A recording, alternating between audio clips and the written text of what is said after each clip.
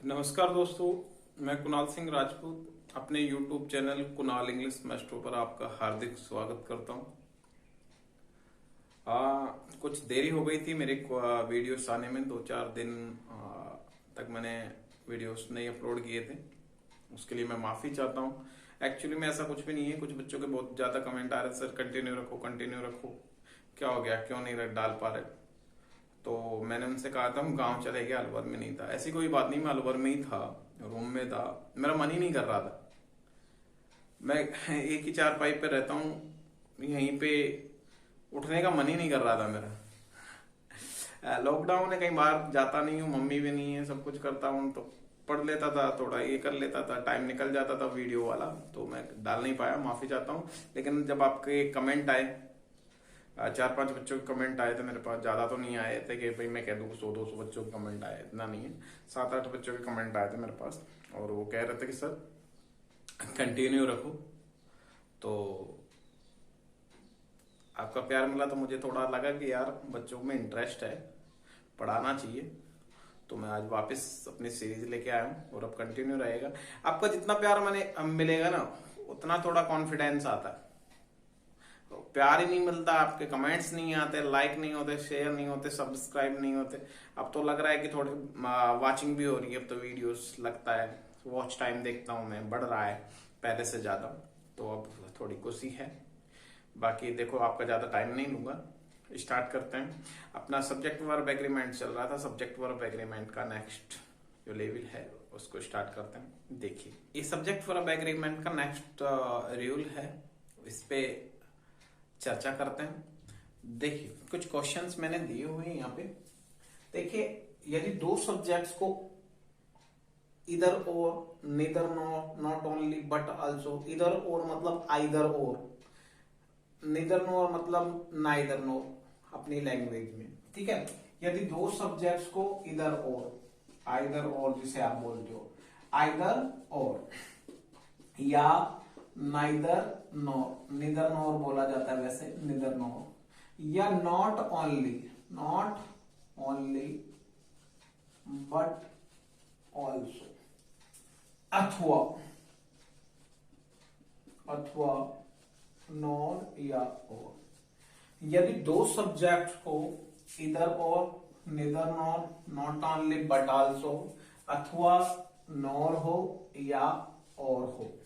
यदि दो सब्जेक्ट को आइदर और, neither nor, not only but also या नॉर से या और से जोड़ दिया जाए, से जोड़ दिया जाए, तो वर्ब का प्रयोग, जो वर्ब आएगी वो इनके नजदीक वाले सब्जेक्ट के अनुसार आएगी। किसके अनुसार आएगी?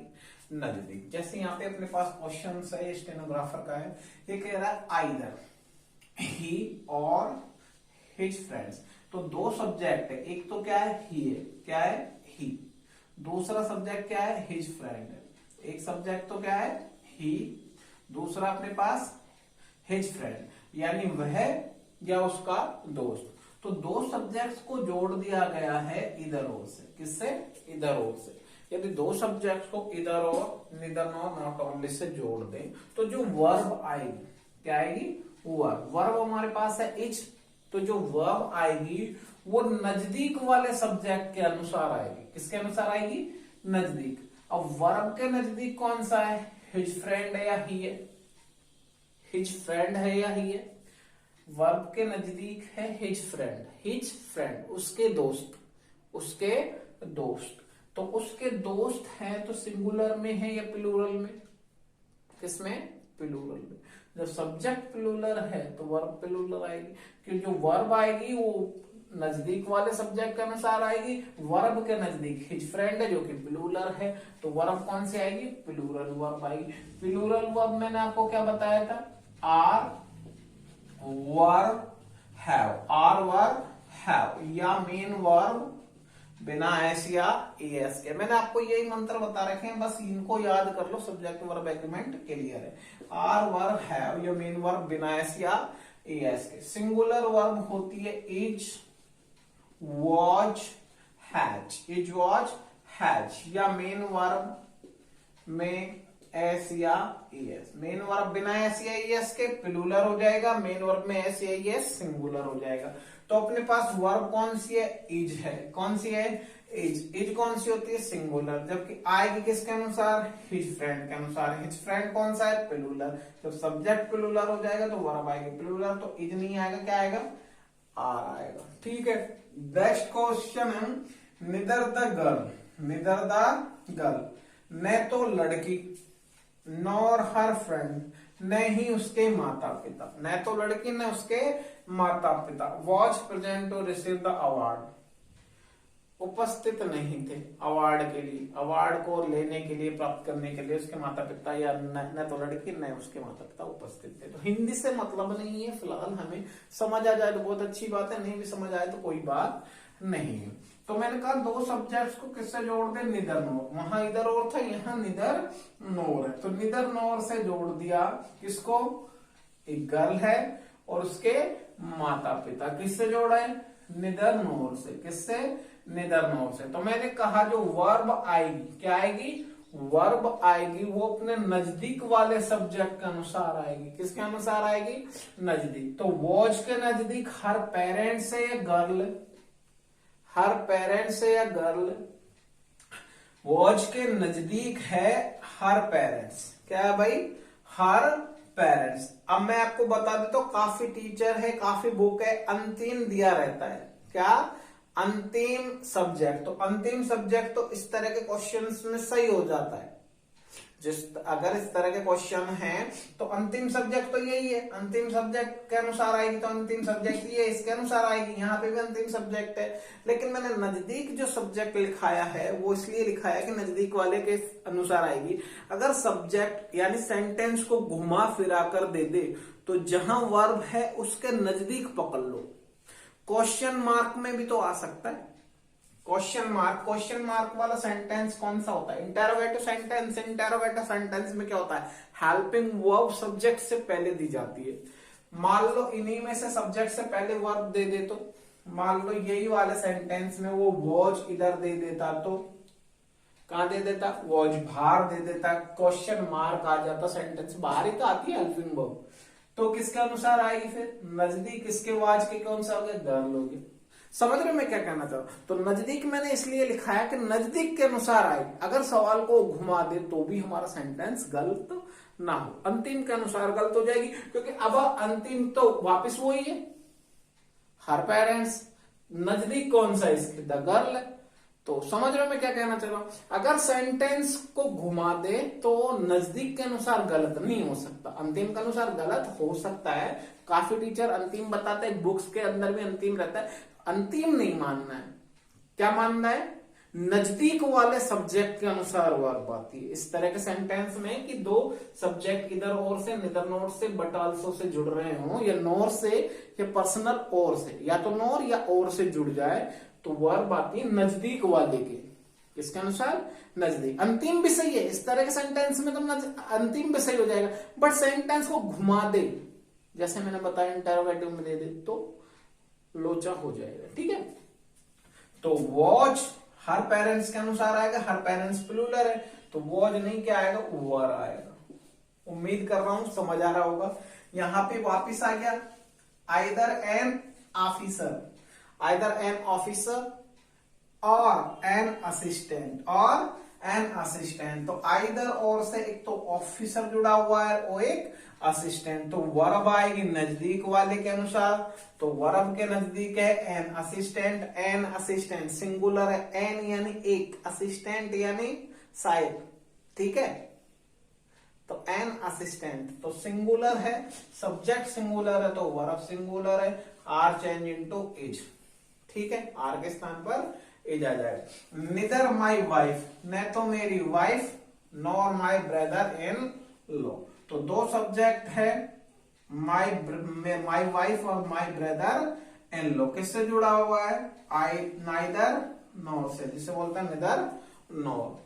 तो वर्ब किसके अनुसार आएगी, नजदीक वाले सब्जेक्ट के अनुसार, यानी मेरे साले के अनुसार, माई ब्रदर। ये कह रहा है न तो मेरी पत्नी ना ही मेरा साला were able to help me in my work, मेरे काम में सहयोग नहीं करते, सहयोग नहीं करते, ठीक है, जो कुछ भी है यार।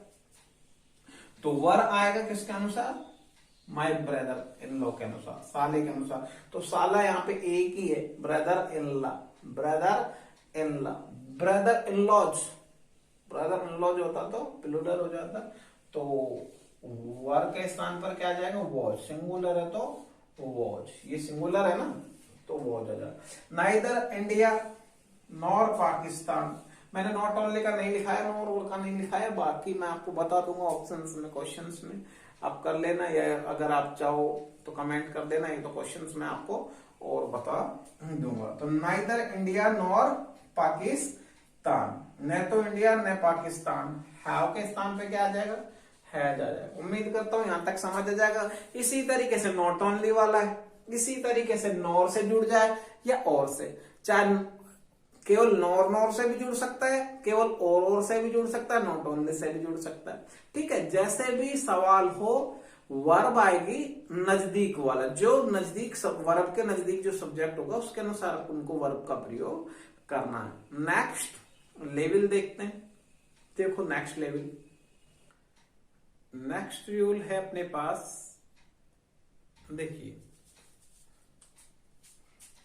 यदि सेंटेंस के शुरुआत में जीरिएंड या इन्फिनेटिव, जीरिएंड वर्ब जिसे बोलते हो आप या इन्फिनेटिव वर्ब बोलते हो, यदि सेंटेंस के शुरुआत में जीरिएंड आ जाए या इन्फिनेटिव आ जाए तो वर्ब का प्रयोग सिंगुलर में होता है। अब आप कहते हो, जिन्हें पता है कि जीरिएंड क्या है वो तो अच्छी बात है, जिन्हें नहीं पता है और जीरिएंड और इन्फिनेटिव क्या है मैं उन्हें बता देता हूं। देखिए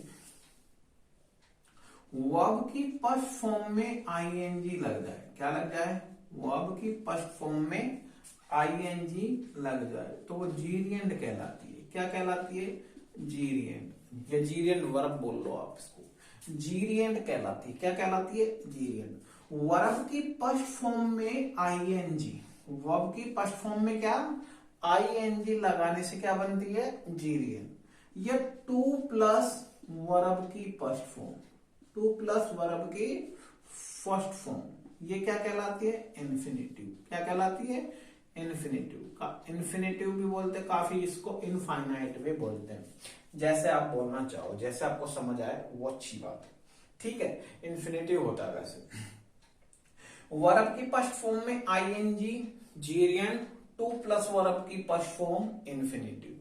टू प्लस वर्ब की फर्स्ट फॉर्म जैसे मैंने कहा, to eat, to eat, to come.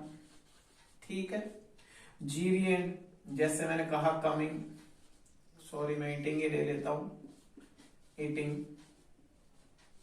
ठीक है, कमिंग, तो ये जीरिएंड है। क्या है, जीरिएंड। अब जीरिएंड क्या है, वर्ब क्या है, इसे चौथी फॉर्म भी बोला जाता है। वर्ब की फर्स्ट फॉर्म में आईएनजी लगा के चौथी फॉर्म बनाई जाती है। चौथी फॉर्म कोई नहीं होती, वर्ब की तीन ही फॉर्म होती, first form, second form, third form. First form, second form, third form, चौथी पांचवी कोई फॉर्म नहीं होती।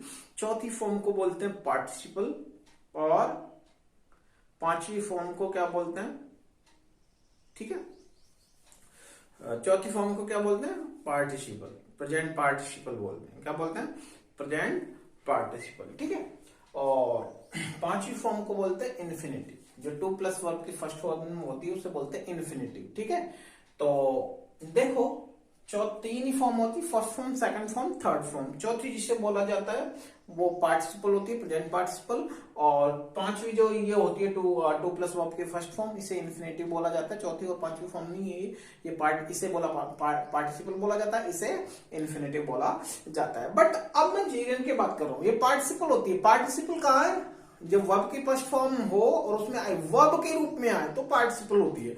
मैं यहां बात वर्ब की नहीं कर रहा, मैं कह रहा हूं यदि सेंटेंस के शुरुआत में, जैसे यहां पे है टेकिंग, और ये सवाल है एसएससी स्टेनोग्राफर का। ठीक है, टेकिंग सेंटेंस के शुरू में, टेकिंग सेंटेंस के शुरू में वहां तो क्या होता है कि सब्जेक्ट होगा, सब्जेक्ट के बाद हेल्पिंग वर्ब होगी, हेल्पिंग वर्ब के बाद वर्ब के फर्स्ट फॉर्म प्लस आईएनजी, तो प्लस ऑब्जेक्ट। इस कंडीशन में है आईएनजी फॉर्म, इस कंडीशन में है तो ये पार्टिसिपल कहलाएगी। क्या कहलाएगी, प्रेजेंट पार्टिसिपल, जिसे आप चौथी फॉर्म बोलते हो ये।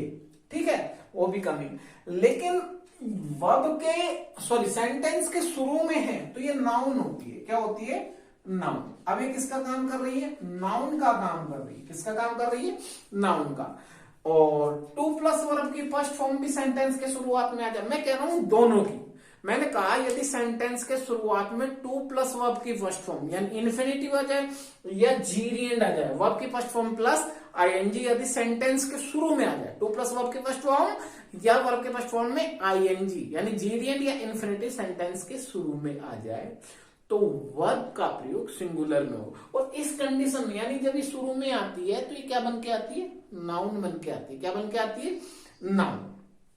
एडजेक्टिव भी बन जाती है, एडजेक्टिव बन जाती है आईएनजी वाली फॉर्म, नाउन भी बन जाती है, वर्ब भी बन जाती है। ये कैसे, वो आगे डिस्कस करेंगे, वहां आएगा तो बता दूंगा। फिलहाल अपना मुद्दा है यदि सेंटेंस के शुरुआत में क्या आ जाए? जीरियंड आ जाए। सेंटेंस के शुरुआत में क्या आ जाए? जीरियंड, वर्ब की first form plus ING eating sentence के शुरुआत में। शुरुआत में आएगा तो किसका काम करेगा? नाउन का काम करेगा। ये सेंटेंस के शुरुआत में क्या आ जाए? टू प्लस वर्ब की फर्स्ट फॉर्म, जिसे बोलते हैं इन्फिनेटिव, टू प्लस वर्ब की फर्स्ट फॉर्म। तो वर्ब का प्रयोग किसमें होगा? सिंगुलर में होगा। किसमें होगा? सिंगुलर में होगा। तो टेकिंग रेगुलर एक्सरसाइज, रोज एक्सरसाइज करना स्वास्थ्य के लिए क्या होता है? अच्छा होता है। तो वर्ब का प्रयोग किसमें होता है? सिंगुलर। सिंगुलर मैंने आपको एक ही बता रखा, इज वॉच है या मीन वर्ब में एस आर दे रखा है तो क्या आ जाएगा? इज आ जाएगा। क्या आ जाएगा? इज आ जाएगा। आंसर क्या होगा हमारे पास? आंसर होगा बी। ठीक है। इसी तरीके से जैसे मैंने कहा, क्या कहा? Eating, eating too much, eating too much, ज्यादा खाना, eating too much, make, make a man fit, ज्यादा खाना एक आदमी को क्या बनाता है? मोटा बनाता है। Eating too much make a man fit, eating too much make a man fit. तो ईटिंग वर्ब की फर्स्ट फॉर्म में और वर्ब की फर्स्ट फॉर्म में आईएनजी यानी जीरियंड, और जीरियंड यदि शुरू में आ जाए तो जो वर्ब आएगी वो किस में आएगी? सिंगुलर में आएगी। आंसर हो गया बी। मेक नहीं होगा, क्या होगा? मेक्स होगा। क्या होगा? मेक्स होगा। ठीक है। उम्मीद कर रहा हूं आप लोगों को समझ आ रहा होगा। नेक्स्ट देखो, इसी का मैं नेक्स्ट क्वेश्चन बता देता हूं आपको। ठीक है। नेक्स्ट है मैंने कहा राइटिंग, क्या कहा? राइटिंग विद लेफ्ट हैंड, बाएं हाथ से लिखना, बाएं हाथ के साथ लिखना है, बाएं हाथ से लिखना। Writing with left hand are difficult, difficult for every person या एवरी पर्सन या for me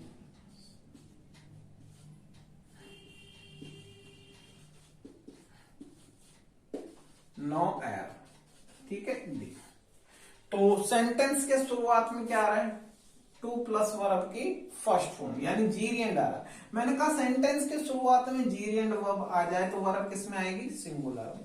are change into is, are change into is. एक क्वेश्चन आपने देखा होगा, वो अधिकांश सुना भी होगा, पढ़ा भी होगा। Smoking is, smoking is injurious. Smoking क्या है? जीरियंड। स्मोकिंग इज देखा होगा ये तो, इंजूरियस, इंजूरियस टू हेल्थ। ठीक है। तो स्मोकिंग क्या आ रहा है? इज आ रहा है, सिंगुलर आ रहा है। ठीक है। इसी तरीके से मैंने कहा क्या आ जाए भाई? टू प्लस वर्ब की फर्स्ट फॉर्म आ जाए, टू प्लस वर्ब की फर्स्ट फॉर्म आ जाए। क्या आ जाए? टू प्लस वर्ब की फर्स्ट फॉर्म। जैसे मैंने कहा चौथा क्वेश्चन ले लेते हैं। To play, to play with fire, to play with fire. Are is कर लेते हैं, is dangerous for children, dangerous for children, no error. बच्चों के लिए क्या, सभी के लिए खतरनाक है। टू प्ले, टू प्ले का मतलब खेलना, किसके साथ, आग के साथ, आग के साथ खेलना खतरनाक है बच्चों के लिए। बच्चों के लिए क्या, सबके साथ ही, अगर मैं भी आपके साथ खेलूंगा तो खतरनाक ही है भैया।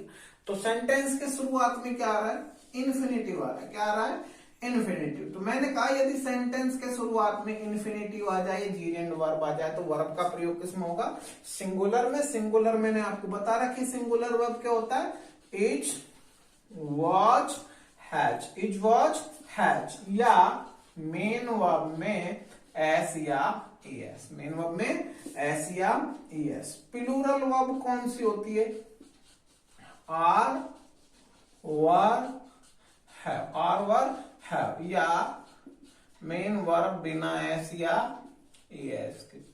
तो कौन सी वर्ब आ रही है, सिंगुलर। तो मैंने आपको कौन सी बताई, सिंगुलर ही बताई, चाहे वो ही जाए, चाहे वो जाए, चाहे है जाए। अगर ये भी नहीं आया तो मेन वर्ब में एस या एस आना चाहिए। तो to play with fire is आ रहा, सेंटेंस में कोई गलती नहीं है, नो एरर। उम्मीद करता हूं आपको यहां तक समझ आया हो। नेक्स्ट देखिए, नेक्स्ट रूल। नेक्स्ट रूल है, यदि दो सब्जेक्ट्स को हम with, along with, rather than, and not, but, except, led by, accompanied by, guided by, in addition to, no less than से जोड़ दें तो वर्ब आएगी पहले सब्जेक्ट के अनुसार। रूल है, यदि दो सब्जेक्ट को हम किससे जोड़ दें, विद से, along with, along with, rather than,